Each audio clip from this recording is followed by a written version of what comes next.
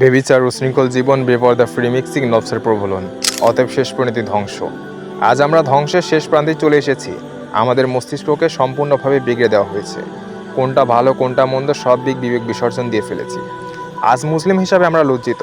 মুসলমান হয়ে বেহাপনা শুরু করেছি। প্রকাশ্যে অশ্লীলতা চলছে। ছেলে মেয়ে অহরহ একত্রে প্রেমের নামে জেনা শুরু করে দিয়েছে। একটা ছেলে একটা মেয়ের গায়ে অনায়াসে হাত দিতে পারে। স্রেফ বন্ধু হয়ে গ্রুপ ট্যুরের মতো আরও নিম্ন রুচিহীন কাজ করছে। মেয়েরা পুরো বিশ্বের সামনে নিজের শরীর দেখিয়ে বেড়াচ্ছে। বছরে কুকুরের শরীর 2বার গরম হয়, তখন সে মিলনের জন্য মরিয়া হয়ে ওঠে।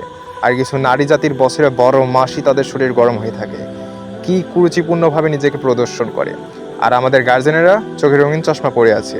তাদের মতে এই বয়সের ছেলে মেয়ে একটু আধটু এমন করবেই। ধিক্কার জানায় সেই সমস্ত বাবা মাকে। যখন মেয়ে পেট বাঁধিয়ে লিঙ্ক ভাইরাল হয়ে যায় তখন দূর দূর ছাই ছাই বলে মাথা কাটা যায়। লজ্জায় মুখ দেখানোর উপক্রম থাকে না। ইসলামে নারীকে যে সম্মান দেখানো হয়েছে তা যদি আজকের মেয়েরা একটু বুঝতো, কিছু পুরুষ নামের ক্ষুধার্ত কুকুরদের মাঝে নিজেকে এভাবে বিলিয়ে দিত না। আজ পাপের ফাংশনে লাখো মানুষের ঢল নামে, অথচ ফজরে মুয়াজ্জিনের ডাকে প্রথম কাতারই পূর্ণ হয় না। পশ্চিমা সভ্যতা আমাদের ব্রেন ওয়াশ করে ফেলেছে। দুনিয়া ভোগ বিলাসিতা, আকাঙ্ক্ষা, মৃত্যু, আখিরাতকে ভুলিয়ে দিয়েছে। আজ কিয়ামত, হাসের মিজান, পুলসিরাত শুধু একটা আপকামিং সিচুয়েশন। এই হলো আমাদের বিশ্বাস। আমাদের বিশ্বাসে ঘুণে ধরেছে। তা না হলে কেউ কোনো ক্রমেই প্রকাশ্যে পাপে লিপ্ত হতো না। সব লেবাসধারী মুসলিম আমরা। বর্ণিত আছে মানুষ 4 পায়ে জন্তুর থেকে শ্রেয়, কারণ মানুষের বোধ বিবেক আছে। কিন্তু আজকে দুনিয়ায় মানুষের কর্মকাণ্ড দেখে বুঝে ওঠার উপায় নেই। আমরা কি সেই মানুষ জাতি যাকে আল্লাহ তাআলা সৃষ্টির সেরা জীব বানিয়েছেন? কি শুরু হয়েছে দেশে? প্রকাশ্যে ধর্ষণ করছে যার কোনো বিচার হচ্ছে না। আমরা মুসলিমরা সেগুলো স্রেফ ভিডিও ধারণ করে রাখছি। আমাদের এই বিবেক কিছু হলে ভিডিও ধারণ করতে হবে। আজ যদি ওমর, মওলা আলী থাকতো তাহলে কি এসব হতে দিত? মনে রাখুন, হযরতে ওমর, শেরে খুদা মওলা আলী, এনারা আসমান থেকে আসেনি, মাটি ফিরেও আসেনি। দুনিয়ায় জন্ম নিয়ে তারা সেই চরিত্র গঠন করেছে। আমরা কি পারবো না সেই ওমরের মতো ন্যায় বিচারক হতে? যুগে যুগে আল্লাহ তাআলা মানবজাতির হেদায়েতের জন্য লক্ষাধিক নবী পাঠিয়েছেন, রাসূল পাঠিয়েছেন, আসমানি কিতাব পাঠিয়েছেন, সাথে সময়ের সাথেও পাঠিয়েছেন বিভিন্ন আযাব এবং গজব। আপনারা কি ভুলে গেছেন লূত আলাইহিস সালামের সময়ের আযাবের কথা?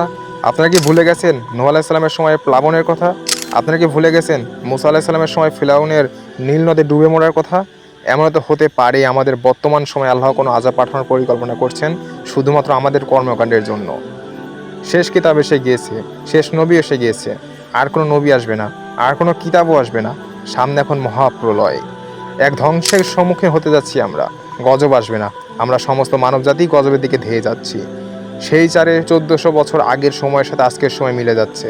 সিরাতে পড়েছি সেই যুগে মানুষ প্রকাশ্যে অশ্লীলতা করত, জেনা ব্যভিচার করত, খুনাখুনি, ডাকাতি, মারামারি, আরও নিম্ন কাজে লিপ্ত হতো। আজ এই যুগের সাথে সেই যুগের কোনো পার্থক্য নেই। এই কি ইসলাম? ইসলাম আমাদেরকে এই শিক্ষা দিল? আজকে ওমরের মতো ন্যায় বিচারক হতে চায় না কেউ, শেরে খোদা মওলা আলীর মতো জ্ঞানী হতে চায় না কেউ, চায় না খালিদ বিন ওয়ালিদের মতো ইসলামের সৈনিক হতে। এই প্রতিদান দিচ্ছি তাদের। আফসোস, এই ইসলামের জন্য ওমর শহীদ হয়েছেন। এই ইসলামের জন্য মওলা আলীর সার মুবারকে আঘাত করা হয়েছে। মওলা হুসাইনকে নিজের সার মুবারক কারবালায় বিলীন করে দিয়েছে। আরে আমরা তো সেই অধম জাতি যার জন্য পিয়ারা নবী হাজারো কষ্ট সহ্য করেছেন।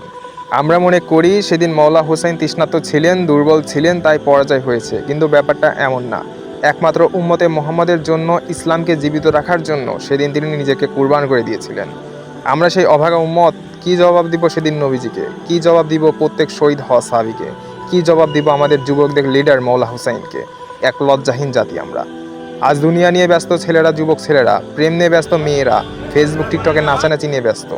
আজ আমাদের পিতামাতা সন্তানকে বিসিএস ক্যাডার, ডাক্তার, ইঞ্জিনিয়ার বানাতে না পারলে সফল মনে করে না। কিন্তু কেউই নিজ সন্তানকে ইসলামের সৈনিক হিসেবে বানাতে চায় না। মনে রাখবেন, জাহেলিয়াতের যুগও শেষ হয়েছে, ফিরআউনের যুগও শেষ হয়েছে। আমাদের যুগটাও খুব তাড়াতাড়ি শেষ হয়ে যাবে, হয়তো কোনো গজবে, নয়তো কিয়ামতে।